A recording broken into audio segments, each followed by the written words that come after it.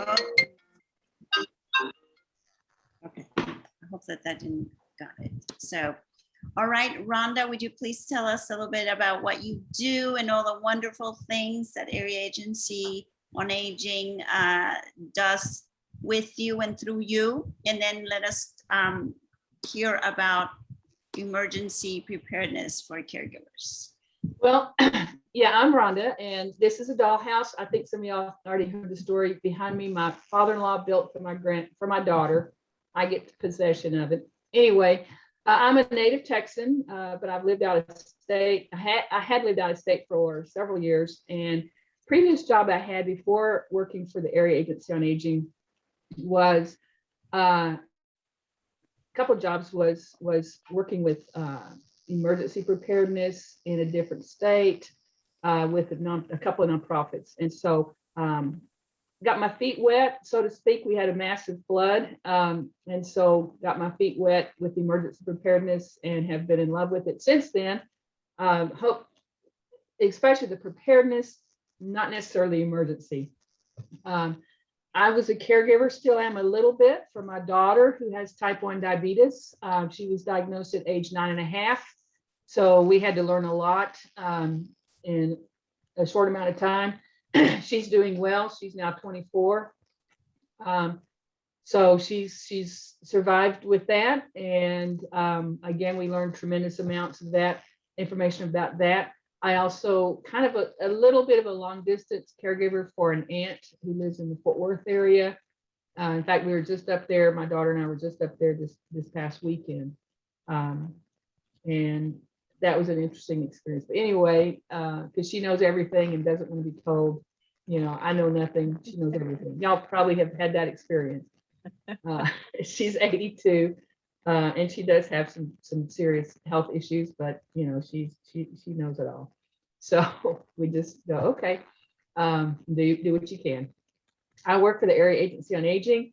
I've been there 3 years as the project coordinator. Started as a care coordinator and then moved over to outreach. I do outreach presentations. I teach a matter of balance. I teach building better caregivers, which is an excellent workshop. I do a variety of things, and generally I do whatever Patty Bordy, the director, says, hey Rhonda, I want you to do this. And so I do, like I say, a lot of variety of things with the Area Agency on Aging. And then I wanted to mention, you were on the, and I don't know if you were too, Dora, but on the our recent Striking a Balance conference, we had an amazing caregiver panel as part of one of the sessions. That was just, you know, I think the highlight of all the Striking Balances I've been to. And that's online. That's available online on our website. And we can get you the links if y'all are interested in that. But it was an amazing. Yeah, we love it. Yeah, if you could put them on the chat, that would be wonderful. I love to share all of that with them. Okay. It doesn't have to be right now, or you can send it. I'll just send it to you because I'll have to figure. I think I'm not quite sure exactly where to find that on our website, but it is there. Mm-hmm. Anyway, I want to talk about emergency preparedness. You know, I had to move, and where I was living before, I was living in Western Travis County. The folks I was renting from, I was living in this cute little cottage, little house. Folks I was renting from had looked at a lot of options for his elderly parents, his older parents. And they said they were going to move them to where I was living. They were going to tear the house down I was living in and build a new house for them so they could live there. His dad's 87, his mom's 85. Well, working in the aging services, I couldn't really argue with that. And I didn't, you know, I'm like, okay. So I had to move. Well, I ended up moving the weekend of the winter event in February. So, you know, and I had coworkers that were teasing me about, you know, did I have my emergency kit? And you know what I did? I had an emergency kit. I pulled some of the stuff out, and I even used it during that because I didn't have power for 2 days. And so I used that for a little bit. But, you know, we talk about Myra, you were talking about being prepared, and part of it, I think, helps relieve our mind if we have some preparation, if we know that in case something happens, I'm going to be ready for something. Emergencies are unexpected, sudden, and often dangerous situations. So next slide, please. So Is it possible to go to a wider screen? a wider screen. Yeah, the slideshow. I mean, can you put it on slideshow right now? It just looks like it's teeny tiny Okay. on your computer. I'm trying, how do I do it on slideshow? Oh, here we go. There we Go go. up to, yeah. Okay. There you go. Okay, hang on, this should do it. Let me, clicking on it. And then you can collapse those sides. You can. Yeah, there should be that's what I'm talking about. If you go towards the bottom right, you should see one that says a screen, like a little slideshow, and that'll get rid of all the words and the verbiage, and it'll just leave you the slide. Go over 2 more to your right. 2 more with your point. There you go. Slideshow. Yeah, perfect. There we go. Yeah, Okay. yay. Teamwork. There we Teamwork. go. Okay, Okay. if you go back, yeah, there you go. And so I originally had a picture of a zombie on there, but Patty edited it for me. And so she's traded the ready for anything picture. She took the zombie picture off. And I'm like, yeah, it was kind of, I expected her to do that. But, the important thing is knowing what types of disasters are going to be where you live, or emergency events. I mean, I lived in North Dakota for a while, and blizzards would have been on that list. Yeah. In Texas, y'all from the north, but in Texas, we don't have blizzards. We have, we had what we had in February. That would not be considered a blizzard, but what are you going to have? Do you live somewhere where there's a flood that's going to happen? Being aware of what type of emergencies would happen in your community. Chemical spill. I lived in an area too where there was a train derailment, and because of the train derailment, they had a chemical spill. An explosion in West Texas, the town of West, they had an explosion, and they had from one of their plants. So being aware of what's going to happen. Power failure. Before we started with everybody, we were talking about if the power went out, generators. And some of y'all need power for medical equipment. And so a generator, looking at a generator, what type, in case you have a power failure. Okay, next slide. There we go. That's good. Make a plan. So there are, and I'm going to reference ready.gov. It is an excellent website, and it's in the resources later, but ready.gov has make a plan. They have all kinds of stuff. Also the Red Cross. Oh, and it's up here. So making a plan. One thing you can do is sign up for emergency alerts, and that's in here too, I think, in my slideshow. But we have Warren Central Texas.org is an excellent resource that will let you know if there's flooding or tornadoes or hurricane. And we do sometimes have the effects from hurricanes here. Terrorism. That's something I don't want to get into yet, but Ina lived through that. But that's something to be prepared for too. And ready.gov has information that helps you get ready for all of those things. Have a plan in place. There's actual plans that you can fill out that ready.gov has, or the Red Cross has. I've got a copy of a family disaster plan here, and it goes through and asks all kinds of questions that it's like, oh, okay, I hadn't thought about that. But that's helpful to have so that you can think about those things, like escape routes from our home. How about it if we're separated during an emergency, where's a good meeting place? And my daughter and I have we talk about a meeting place in the neighborhood, outside the neighborhood. Also somebody we can get in touch with, somebody to talk to. If you can't evacuate, if you can't get home, those kinds of things. How am I going to get there? What's an alternate route to getting there? Those kinds of things. Evacuation route. When you travel around Houston in that area, they've got the signs that say evacuation route for hurricanes. Houston and Corpus area, they've got those little blue signs and it says evacuation route. Usually they're on the interstates. Have y'all seen pictures of those evacuation routes when there's a hurricane that comes through? Yep. People are sitting there for not days, but hours, sitting there. So I always like to know, and that's just kind of me too. I love maps and I love to go back roads and stuff. But what if the interstate's not available? What's another way to go if the interstate is not available? So those kinds of things, and you can write those down in your emergency plan and have that available.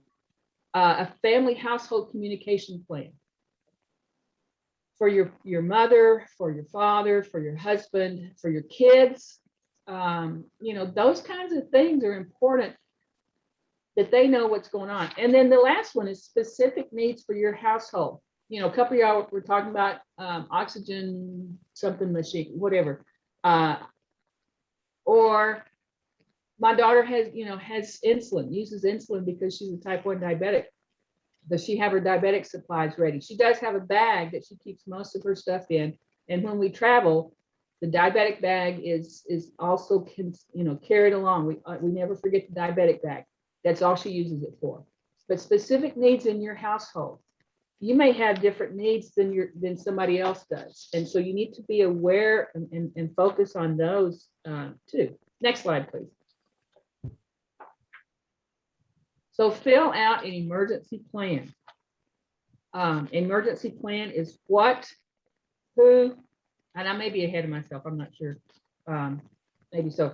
Yeah, so when you fill out the emergency plan, again, that's available. You can find a blank one or an example of one on ready.gov and or redcross.org, I believe. I've got those websites later. Pets, service animals. My daughter has a 5-pound, 8-ounce dog named Jack. Do you think she's going to forget Jack? No, Jack is not going to be left behind. So we got to make sure we got Jack's stuff. Y'all may have dogs, y'all may have cats, you may have other pets. Service animals. Those are, service animals are working animals. So don't forget those. Devices and medical equipment, batteries. Oh my gosh. My daughter's insulin pump uses a certain battery, size of battery. I keep them here. She has those batteries, so and they're in her diabetic bag, so she always has batteries. Prescriptions. Don't forget prescriptions. Dietary. Are there dietary restrictions, certain dietary needs? These are all things to remember, to consider when you're filling out an emergency plan. A support network. Build a support network. Helpers, helpers, meet with your helpers, talk about your helpers, plan how you'll communicate with your helpers, because they'll be involved in the same disaster, maybe they would in the same event as you would. One thing I want to mention too is some of y'all may have heard or be aware of STEER, which state. It's a sign up you can put your name on and all that. For access and functional needs.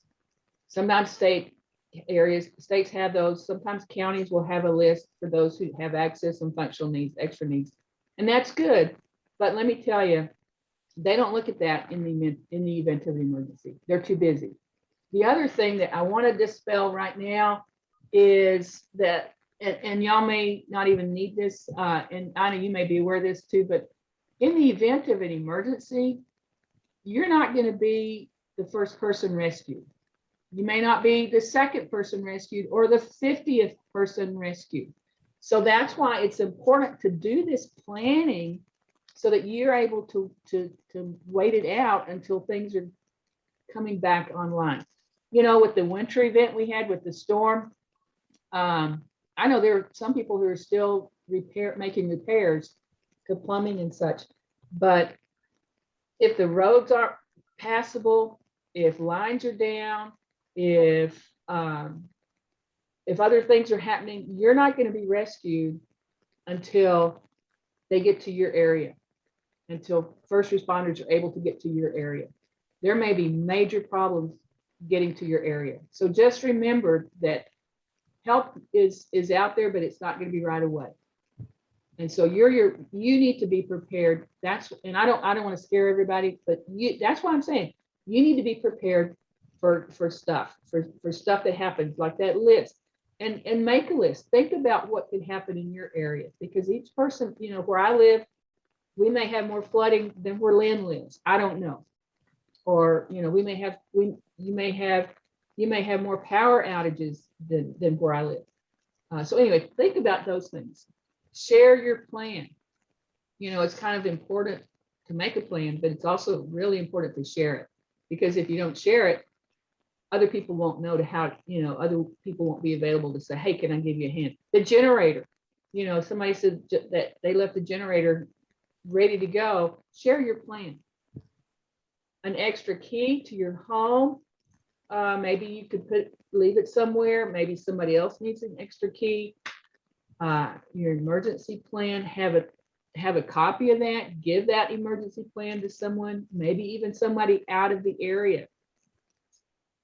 Service providers. Do you have backup service providers? If a service provider is in the midst of an emergency, and with COVID, we saw a lot of that. We saw a lot of things just stop because people were not able to move around. People were not able to, some people got sick. They weren't able to do things. And so what's a backup to your service providers? If you have somebody coming in once a week, helping with something, and we have an emergency event, they're not going to make it. So you have a backup plan. Communication is important. Communicate your plan. My daughter and I talk about this kind of stuff all the time, because I like to talk about it, but also it's important to be prepared. Next slide, please. That's what I was looking for. Okay, I got out of order in myself. So what needs to happen? Who's going to take care of things? Who's going to, and don't say the first responders, the fire department. Be specific. I'm going to do this. My neighbor said they could help me with this.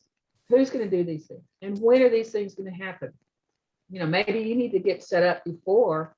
I'm going to go buy, or I'm going to research on finding a generator, a small generator, a big generator, whatever you need. And how is this going to happen, and where? Where are we going to meet?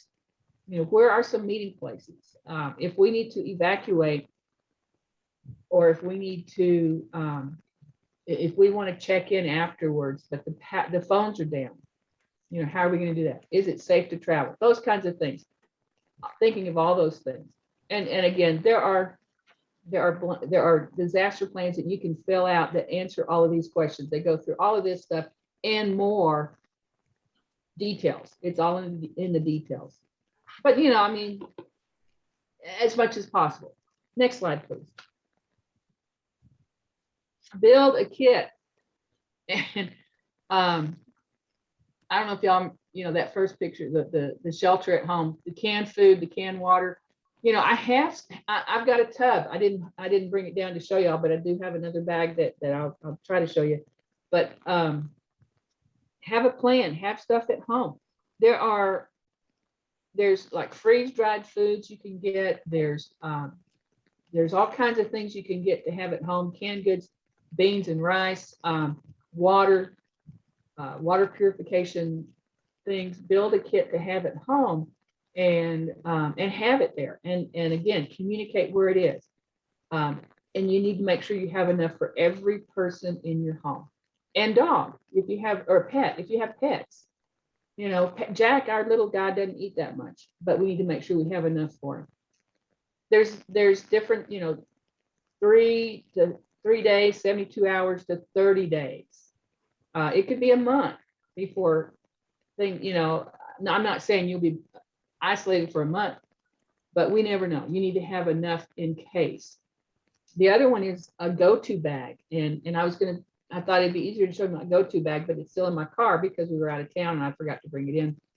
But it's a go-to bag with a variety of supplies in there. And we'll talk about the supplies in just a minute. But another thing that, if your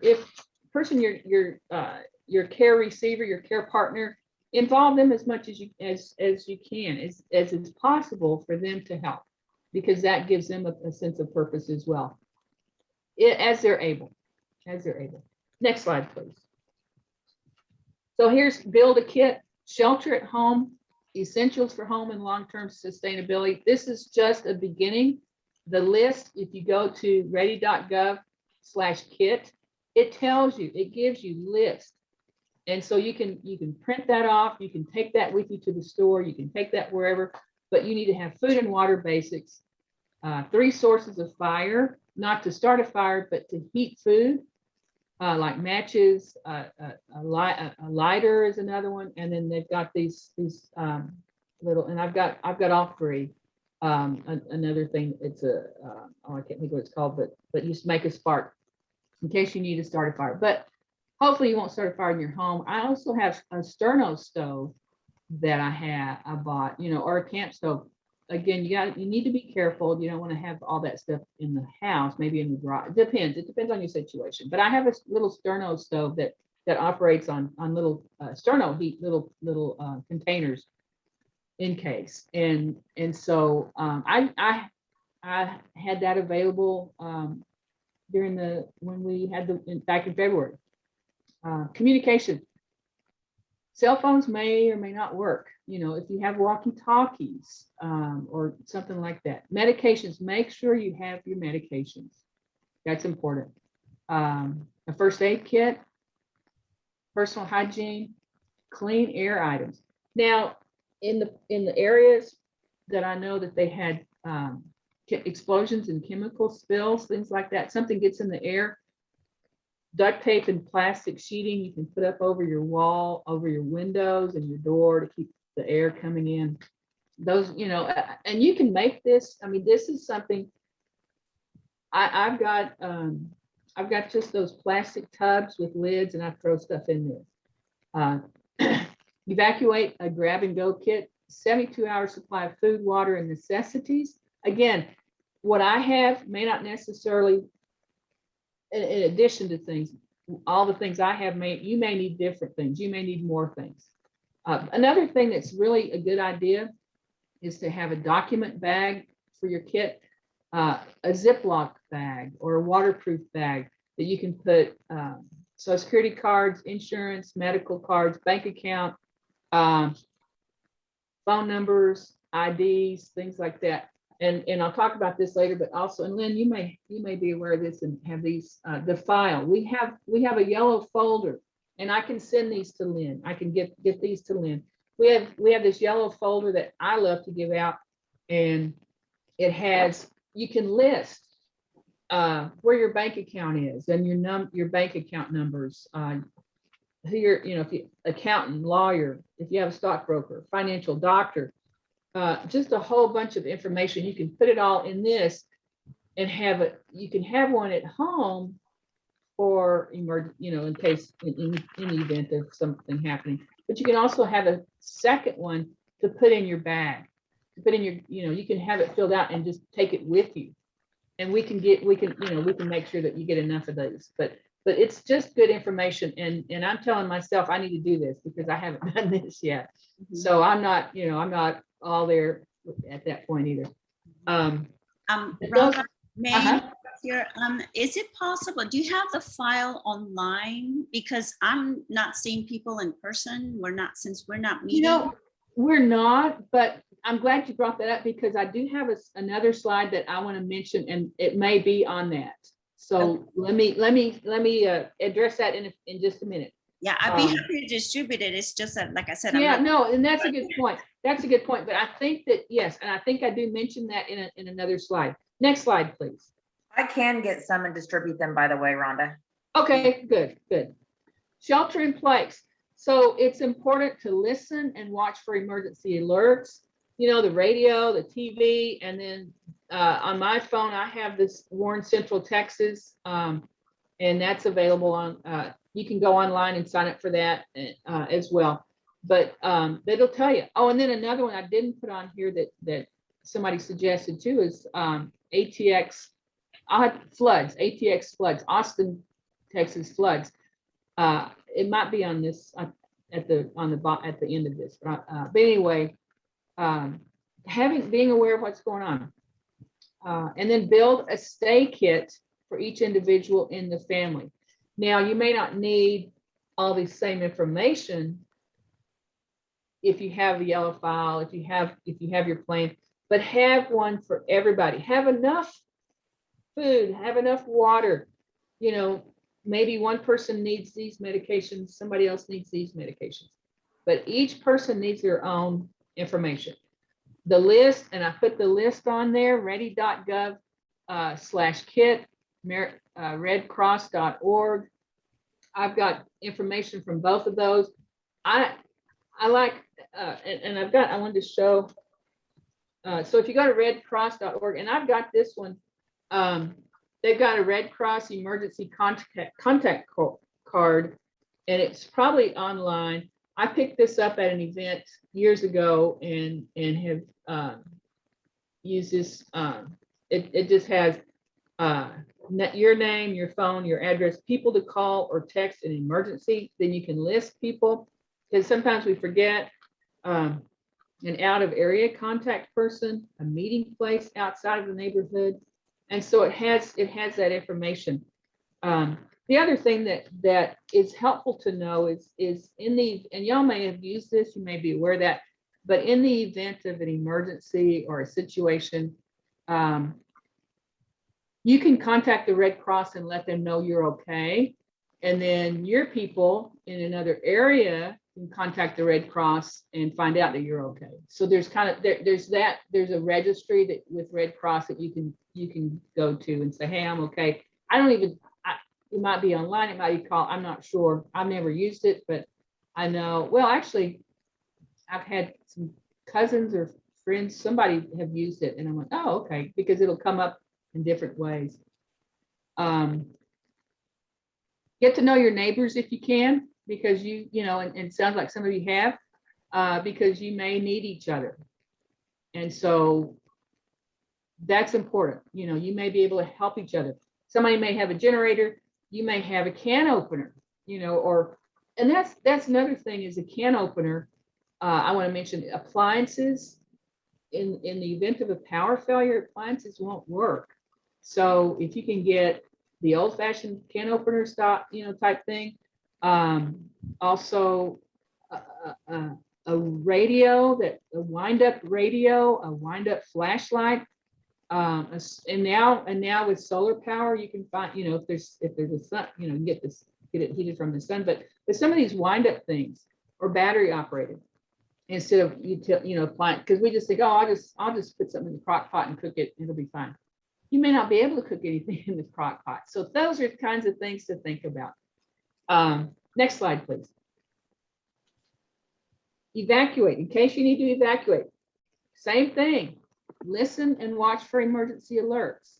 Build a to-go kit, each individual family member, because you're going to take that with you. And I've got a little knit hat in mine. I've got some two types of gloves. I've got work gloves and I have knit gloves. Those little knit gloves that you can find. You know, when my daughter was growing up, I mean, she might leave them at school or lose one or whatever. I had 50 million of those. Gloves are cheap, but just keep your hands warm and your head warm. That's very helpful. Washcloths. I have a washcloth in there. I have toiletries, personal toiletries. Also have the wipes, some wipes in there. All kinds of batteries, all kinds of different shapes of batteries, things like that. So those are important things, to think about that. Glasses, if I have some reader glasses in a kit, because you might, what if you forget your glasses? Oh my gosh, maybe an extra pair of glasses, comb, hair, another thing is I have playing cards, I have entertainment, I have some little games, travel games, in case you have to evacuate, because who wants to be sitting waiting for something to happen or waiting to find out what's going on and you don't have anything to do. You're sitting around for hours, you don't have anything to do. So take something to do. If you like the word search, take the word search. If you like, if you're, my daughter and have been started playing this game. We played with some friends called Dutch Blitz. It's, it's a card game. It's, have something to entertain. So that's another thing. Next slide, please. Practice, practice, practice. How many of y'all remember fire drills? You still do a fire drill, and we do them at the office. I don't know how often we do them because I don't really pay attention, but we had one a month or two ago. But, and that doesn't mean that you need to get in the car, grab everything, get in the car. Just know where things are. My go bag is here. My stay-at-home bag is here. This is our meeting place. So everybody knows where stuff is. The people that you're going to be communicating, your support network you're going to be communicating with has an idea of what's going on. Make a copy of the plan. Share the plan. And each person has their own kit to go. I've used backpacks. I use just a little, an overnight bag. You can get backpacks with wheels if you can't carry a backpack or carry a bag, things like that. Something that works for you. I've used hand-me-downs, leftovers from school that somebody wants a new backpack for this new school year. Okay, then you can find bags, or dedicate something to that. Next slide, please. Now here's the final. Yes. Rhonda, could I make a comment on these things? Yes. I think one of the all of this preparedness and communication and practice has to do with the fact that in an emergency, our brains go blank. I mean, well, at least mine would. You're under stress, it's duress, and there's all kinds of things that kick in your body that if you haven't practiced and you don't know where things are, you'll just be lost. That's just my input in this. Absolutely. And that's very good comment, Byron, because yes, you need to be prepared. And part of being prepared is practice. Yeah. Talking about it, communicating about it. I mean, I put this slide, this PowerPoint together. We like to have other eyes look at it for different things. I had other people looking at it. We've talked about it. Yes. Being aware, because that also helps us. Sometimes people say, well, I'm too scared to do this. It's too time consuming. It's too expensive. Well, what are you going to say when it actually happens and you don't have a plan in place?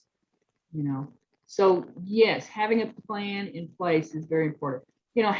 Having a baby, you have your pregnancy plan, your birth plan, and you don't just go, oh, okay, well, I guess it's time to go have the kid.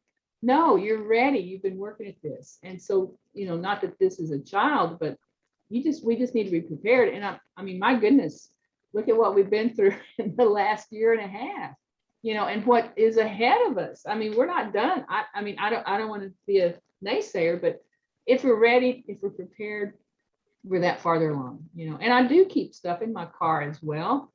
In addition to a specific go bag, I keep certain things in my car just in case, because what if you're somewhere and your car breaks down? That's an emergency for you.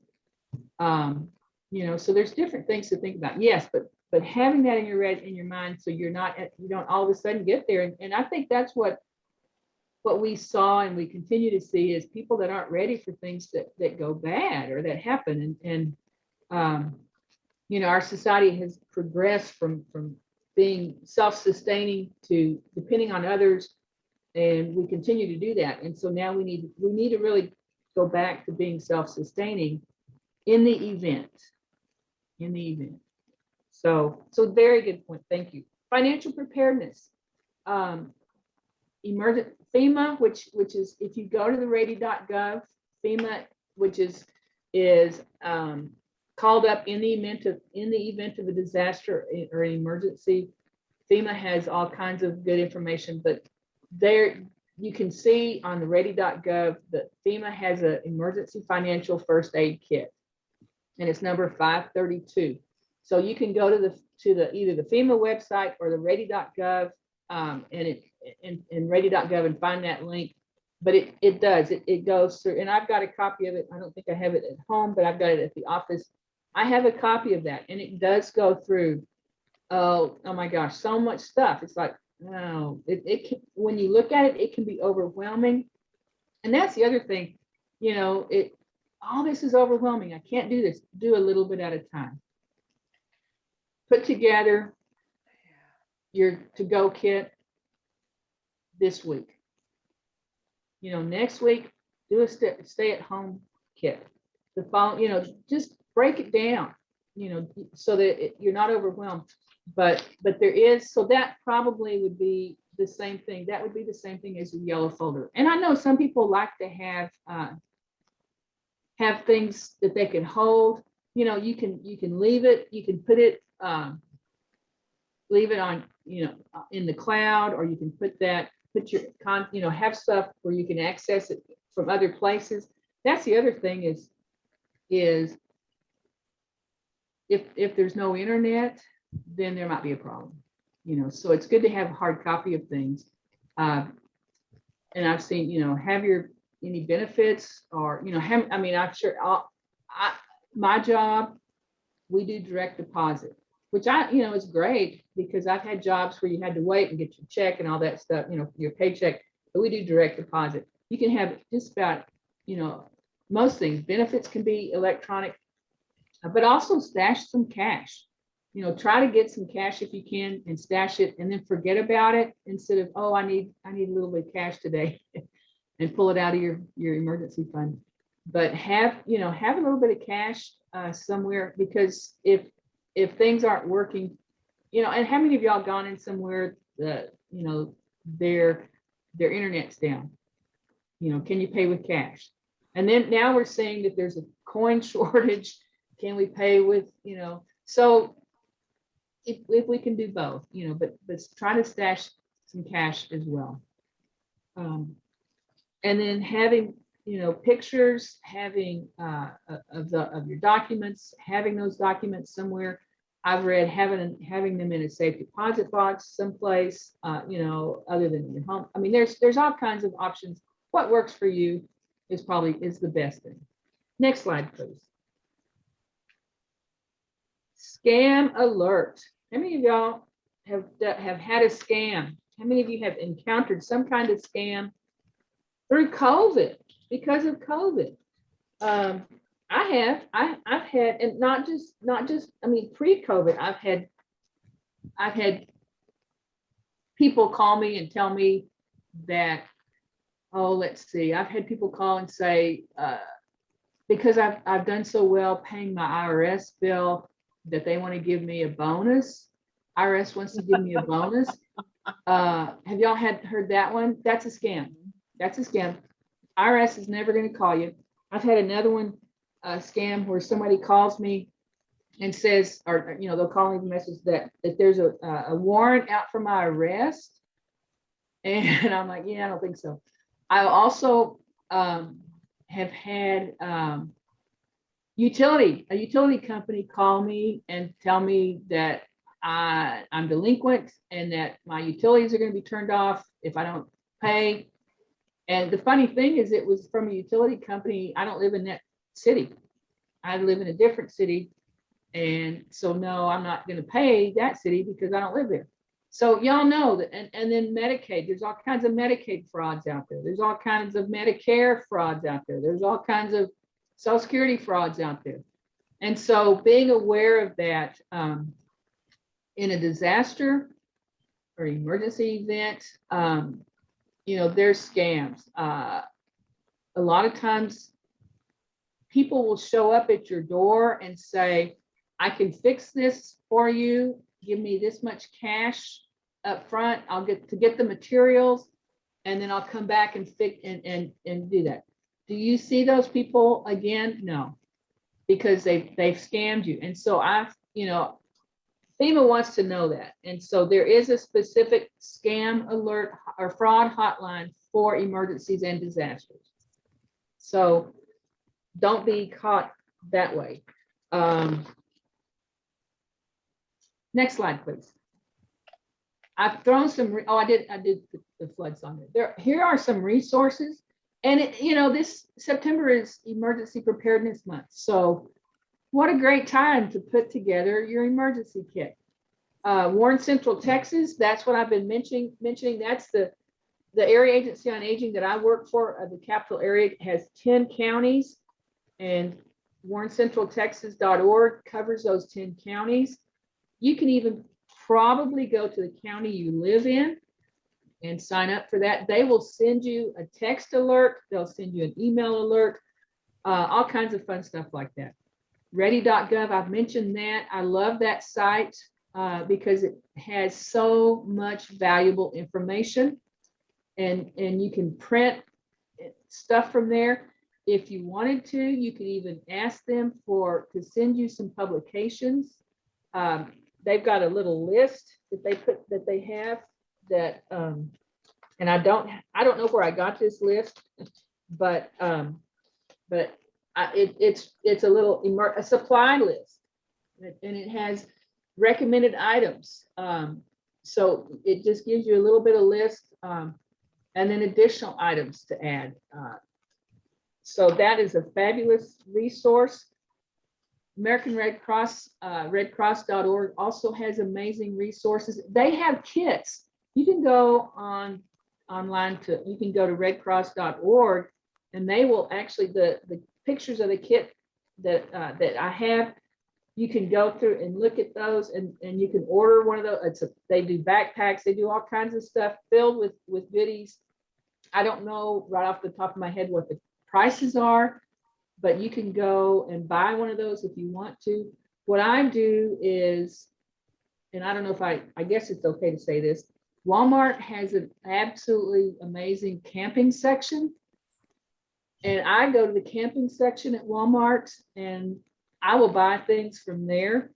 If I'm at the dollar store and I see something like a manual can opener, grab a manual can opener. I mean, at Walmart, whatever. But the camping section has a lot of good, valuable stuff. You can look at the list or at what the Red Cross has, and then you can go and buy those. Or if you have a backpack or a bag, and they say a backpack because then you can just wear it. You can, when you go, you can put it on, because what if the cars aren't working? I mean, there's all kinds of things to think about. I don't want to be a doomsayer and go this. And I think it's important to think, what do I need to have in case, but not dwell on, oh my goodness, the sky's falling, this is gonna be terrible. No. Just being ready. I think being ready and having this information and these supplies help with a peace of mind. ATX floods, Austin floods, the area has floods. That's another resource. And then I put our resource there as well, the Area Agency on Aging of the capital area.org. And I just want to mention, I thought of this at the beginning or before we started, that yes, there are Area Agency on Aging in every state and in every region of Texas and every state in the United States. So if you have someone that you love that lives in another area of Texas, they can contact us and find out where it is, or they can put that community in a search for Area Agency on Aging of wherever they live. Also, every state has an area, because we were mandated federally, and so we receive funds from the Older Americans Act, and we send that out to serve the people who are age 60 and over. So if someone is 60 and over, then we can also we can provide some assistance. I might be able to provide some assistance to them, as well as caregivers. We do a lot of services for caregivers. So those are great resources to have. Like I say, I love ready.gov, and I go on their website just to see what's up there, what's new and up and improved. You can print off lists. You can get all kinds of information from there, or as well. Next slide, please. I want to add just real quick to that before we switch is If anybody has like their loved one or themselves are on any type of hospice, home care, caregivers, all of those types of providers that come to your home also have their own emergency preparedness plan. And if you are on their service, it would behoove you to ask them for that plan if they haven't already given it to you. That is an excellent point, Dura. I'm really glad you mentioned that, because yes, every business, every community-based organization should have an emergency plan in place. And yes, if you work with any of those providers, ask them. And if they're not sure, then they better be working on something. Yeah, because that's very important. So next steps. This is a sample bag that Red Cross put together. You see it's a backpack. I think it's a backpack or maybe just a bag to carry. They've got bottled waters. They've got some gloves there. You don't know, it's good to have work type gloves. Just in case you need to move debris or something out of the way. A hat, some kind of hat, it might be good. A poncho, goggles, they've got goggles there. I always look at this stuff and I go, oh, I need to add that. But I've got I've got radios. I've got radios that are wind up. I've got flashlights that are wind up. I've also got, they can also use batteries. All kinds of things. Get a kit, make a plan, be prepared. And I'm adding another one to that is stay informed. And somebody said and I've read this too, that you can watch too much news and it can be overwhelming. Watch enough news to know what's going on and have those alerts on your phone or your computer or, wherever, so that you know that, okay, something's happening, I need to find out. And usually if you have an emergency radio or, a radio, you can go to, there's emergency stations that you can go to. So, and your network, if the phone lines are down, you can, there's going to be some type of radio, something on the radio somehow, out there somewhere. So, next slide. That's me and my contact information. You are certainly welcome to reach out to me. Although I'm not always in the office, we do have 10 counties, and I do get to spend some time out in the other counties. So if you do reach out to me, please leave a message. If you call me, leave a message, and I'll try to get back with you as soon as possible. If you email me, that's probably better, because I can respond to that, and it's easier for me to see what you're asking than listening to a voicemail. And again, I'm out and about in 10 counties, so I may not respond right away. If you need a more immediate response, I have put our IRNA, information referral and assistance number down.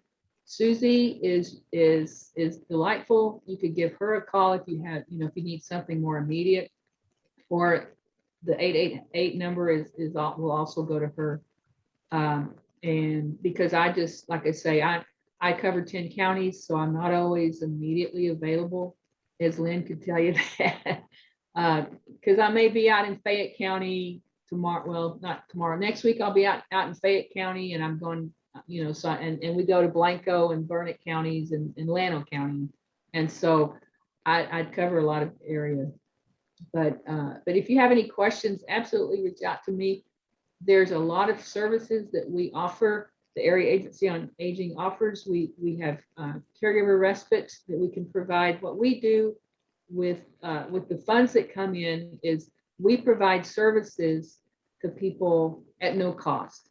And so if you know someone who might need some respite for a bit now, unfortunately, we do have a waiting list right now because of COVID and because of staff changes. And we are looking for additional employees at this time, but we can provide caregiver respite if you need that, or if you know someone who does. Certainly call our office. You can start with the IRNA number and let them know your situation. and you can drop my name if you want. Won't help move things along, but you can, we might be able to provide some respite, which varies from, it can be 3 hours, it's a minimum of 3 hours a day. Some people just want 1 day a week. Some people need more than 1 day a week. And it's going to be Monday through Friday, because that's what, we don't have any providers that offer overnight or after 5 and weekends. We just we don't have those providers. We can't find them. So it'll be during the week. But then, that would give you an opportunity to go put your bag together, go to the store and get some supplies for your emergency kit.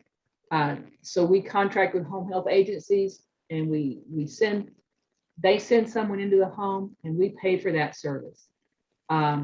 We also provide, if someone isn't a caregiver, but they're over 60 and they need some assistance in the home, short-term, temporary. The respite is short-term, temporary, but if they need assistance in the home, same thing. They call us, they say, hey, I need somebody to come in and help me for a little bit. And when I say short-term, temporary, caregiver is usually an average of 10 to 12 weeks. It could go longer, it could go shorter. It depends on the individual need. Some other things we can offer, we can help. Medicare is something that we have trained staff that are trained on that. Medicare open enrollment starts October 15th, goes through December 7th. That's the time when you can make changes on your Medicare. If you need information on that, if you need assistance on that, you can reach out to our benefits counselors. Again, you can call that one, the 6062 number and leave a message or talk. If you get the chance to talk to her, you can just say, hey, I need some help with Medicare. She will forward that message, that information to the benefits counseling team. We also have, I'm trying to think what else we have. Aging and Disability Resource Center, which Lynn's been working with Sienna on some committees. If someone is not 60, but they have a disability, we might be able to provide some assistance for them. It depends on what their specific needs are. There's a caregiver lifespan respite that they can receive some assistance through that area. We do have some health and wellness classes. We won't get those up until next, probably 2022, because we've had some transition there. But I am trained to teach the matter balance and building better caregivers, which is an amazing workshop. These are 6 to 8 week long workshops, all online at this point. Again, probably won't be have any of those until after the first of the year, because again, staff changes and just other things happening. So that's just a little bit of what we do. You can certainly go to our website, AAACAP.org, and check out some things that the caregiver conference sessions are on that. The caregiver panel, which was simply amazing, is their discussion. It was a discussion for caregivers, had a discussion with Patty about how they manage things, and it was fabulous. And that's available on our website as well. Any other questions or comments from anybody? Actually, I thought of something. Yes. Surprise, surprise, right? One of the things, having lived in Fort Lauderdale and in Maryland, and we got snow in Maryland, and we often got hurricane warnings in Fort Lauderdale. We took them very seriously. Yes. And not to say anything about our winter storm over here, and I know that the weather changes in England. The weather changes, goes through all 4 seasons in one day, and Texas does the same thing, let me tell you. Okay, so I take the weather reports with a grain of salt, but I always have. Okay, but even more so here. So, but now I think that we need to take the weather reports a little bit more seriously now. If a storm is coming, whether it's hail or flooding or thunderstorms or snow or ice. And after living in Florida, whenever they said hurricane warning, even the slightest possibility of a hurricane, because the Keys usually got the hurricanes, we were spared. But immediately, autopilot, you fill up the bathtub with water, you start saving water, make sure you have the batteries, the grocery stores were emptied out of bread and all the non-perishables, right? We were ready. Okay, so they didn't have to say it twice. Hurricane, we got it, and the beautiful thing is that we're always spared, thank God.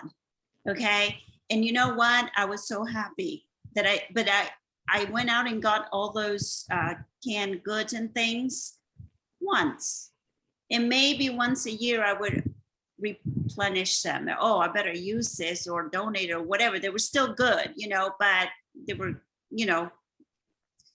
every so often just replace them.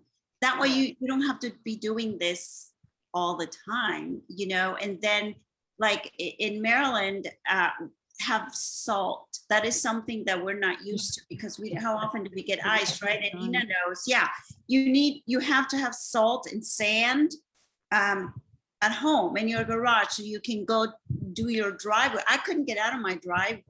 It was solid ice, and I'm sure many people went through the same thing.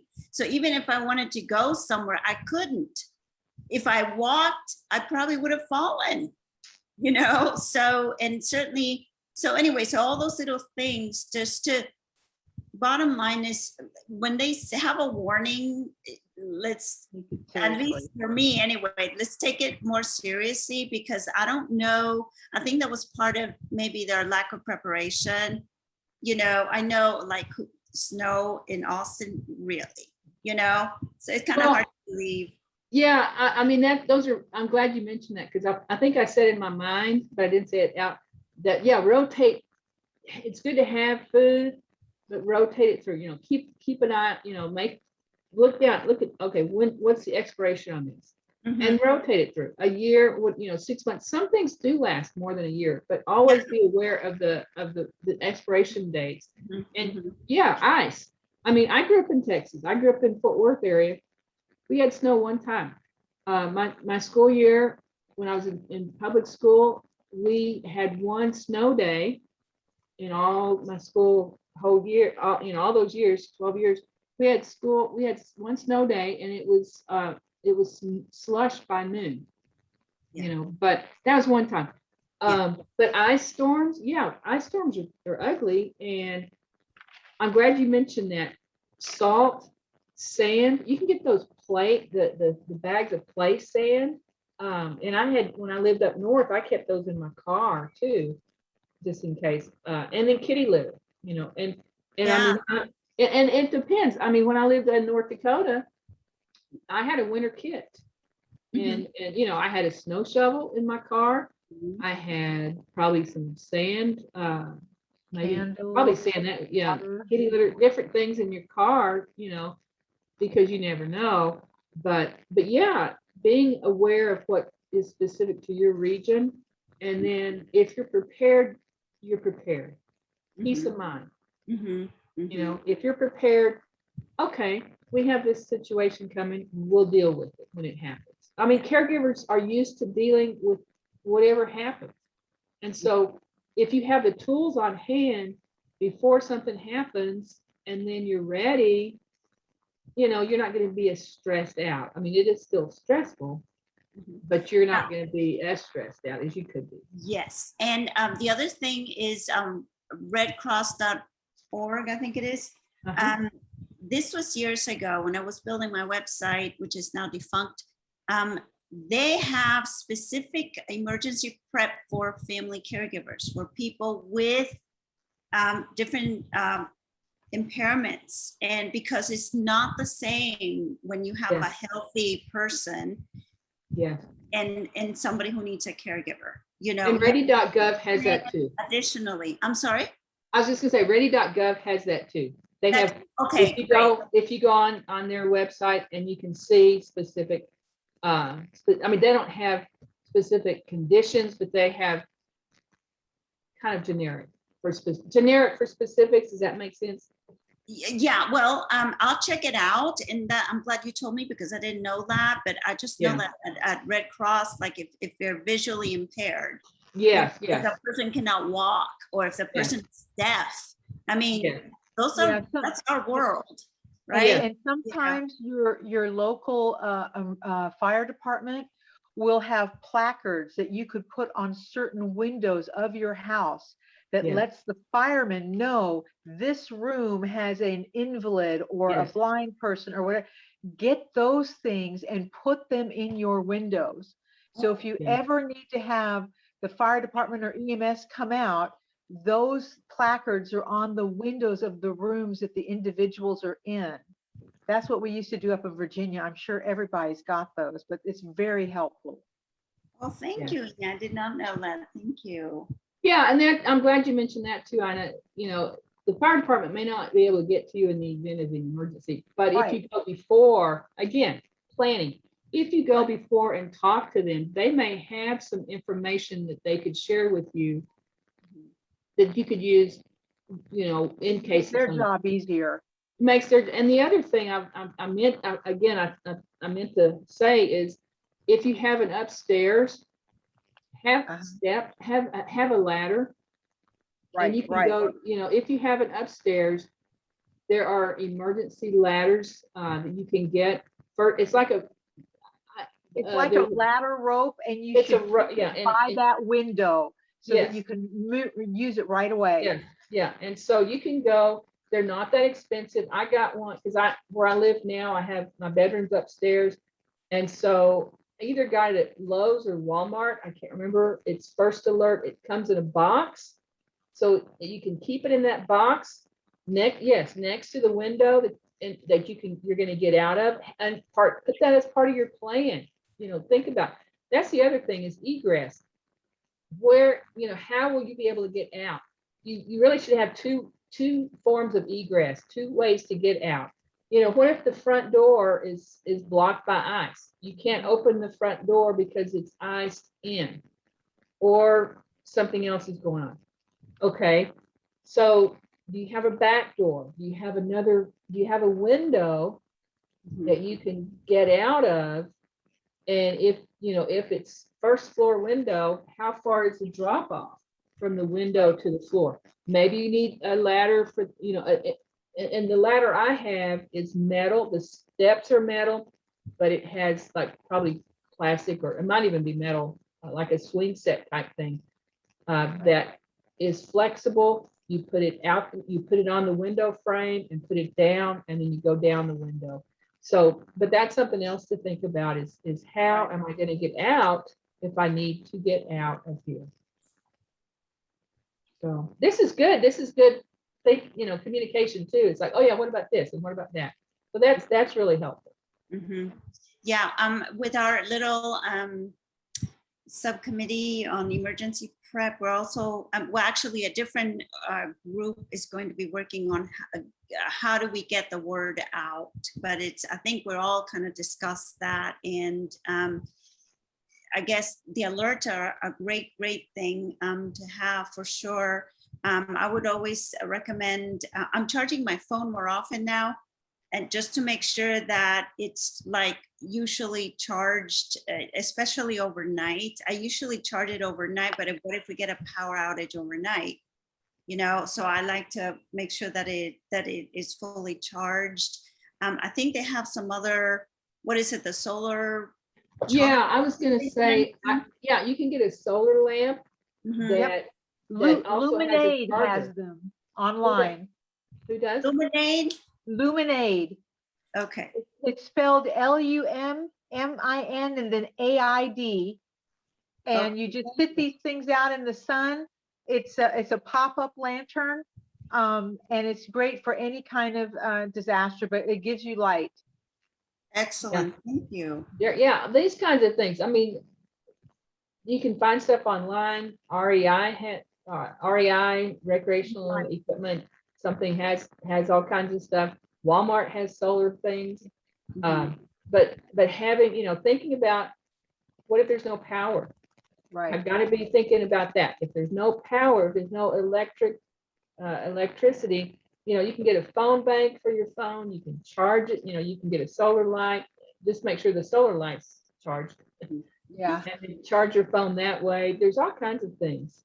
And if you have a landline still, we happen to have one, just make sure that you have an old fashioned telephone, because the new ones, even the wireless one that we have, I mean, it died, Yeah. so Yeah. we have just a good old fashioned telephone with a cord even, so imagine, just to make sure. I also read about, because I was in charge of power outages in my little group, keep the fridge and the freezer closed, and they say create an igloo with the things inside so that they keep each other cold as long as possible.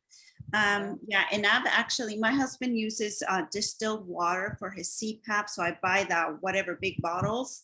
So I've kept a handful here to fill with just tap water or whatever, we might need, whether it's the toilet flushing or washing your hands.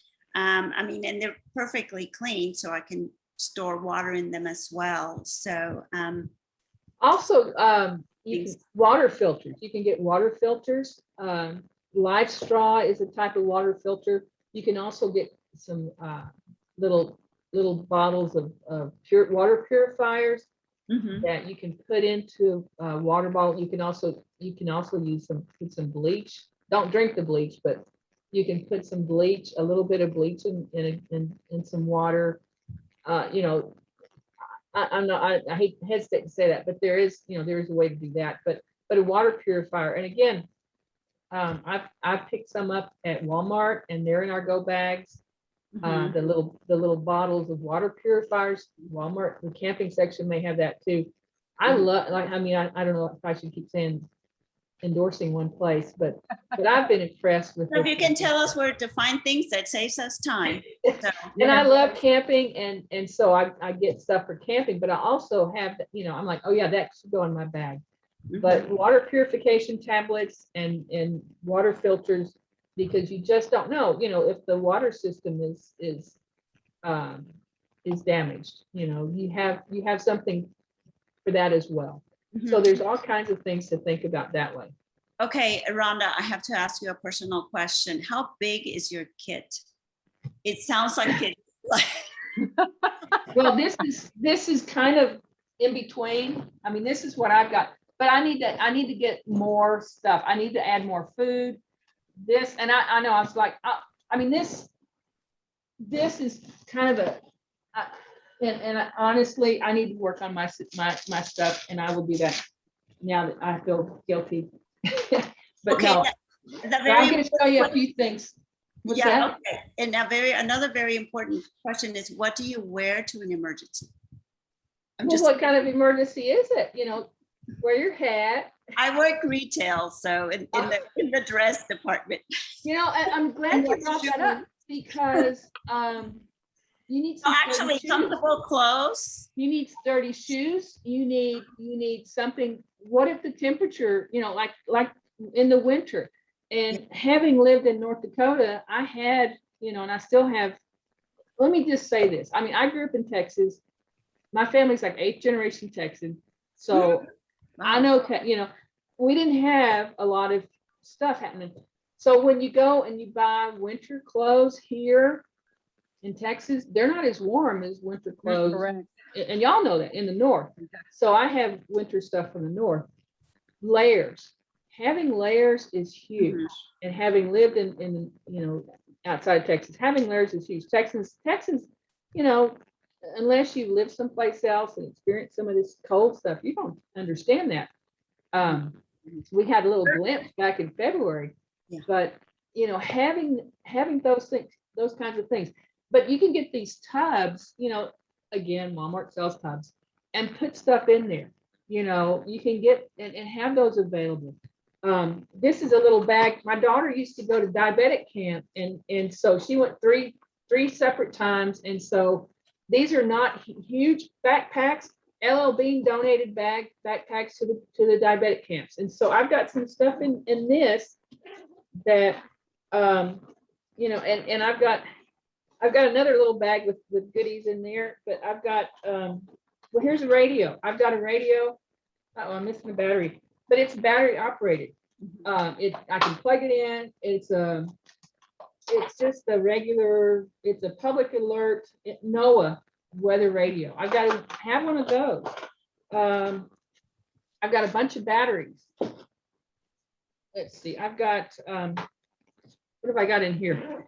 And that's the thing, I need to go through all my stuff. I've got a bandana I got a couple of bandanas, you know, if you don't have a hat, or if you know, and bandanas can be used for, if you're injured, they can be used on your head. They can, you know, you can dip it in water and cool your head off if it's too hot. I've got a wash rag.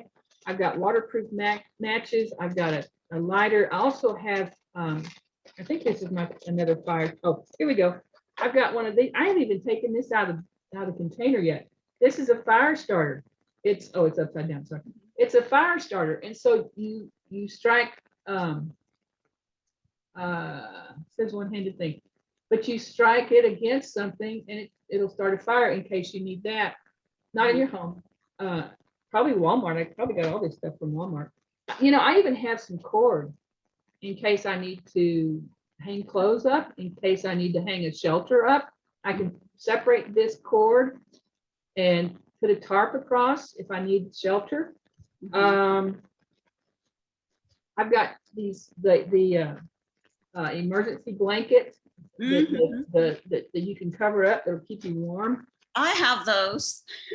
See there, and I have knit caps. Mhm. You know, just Ready. because your head, you know, your head just gets cold. And and I've got a little knife here. I've got other knives and my other things. I got that too. So Rhonda, yeah, I mean, yeah, I'm gonna have to ask you to say,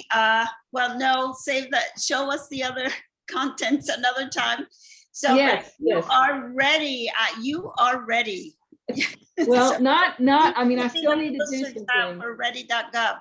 So, but I wanted to thank you because we're running out of time, and I wanted to make sure that Ina and Rachel have time to talk about their situations. But I do thank you for a very informative talk. And we will share this on, I'll put it up on our YouTube channel and share the link with all the family caregivers, because you gave us a lot of really great information. So thank you. Do you want to add anything else? I was just going to say thanks. It's been fun putting this together and makes me think I need to get some more work done.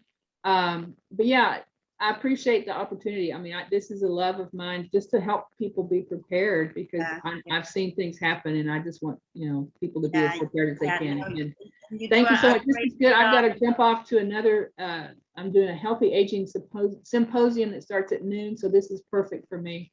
Right. Okay. And I'm going to check out the Matter of Balance, because you said you teach that too, right? So I'll look, maybe this afternoon or tomorrow to see when that's being offered, because yeah, and we're not going to be able to offer it until after the first of the year. Okay. But certainly get in touch with me about that, because we do want to get that back again. Yes. All right. Excellent. Thanks so much. Thanks so much. Appreciate it. All right. Okay. Bye-bye. Bye.